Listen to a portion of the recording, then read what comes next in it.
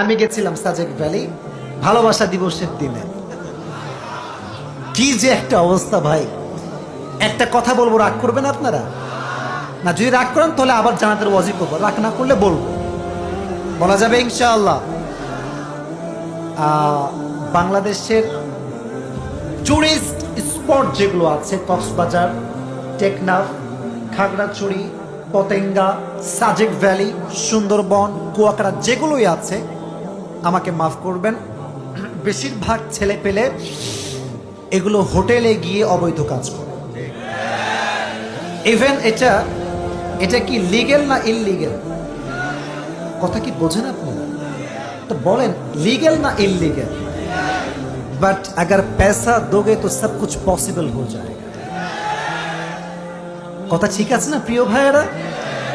তো আমি ওইটাই বলছিলাম, আমি যা দেখেছি এখানে বলতে পারবো না, I am really sorry, but আমি যা বুঝতে পারছি বাংলাদেশের ৮০% যুবক আমরা অধপতনের তার প্রান্তে পৌঁছে গিয়েছে। বাংলাদেশের লাখো লাখো যুবক গলায় ফাঁসি দিয়েছে, সুইসাইড করেছে একজন মেয়ের পাল্লায় আসক্ত হয়ে।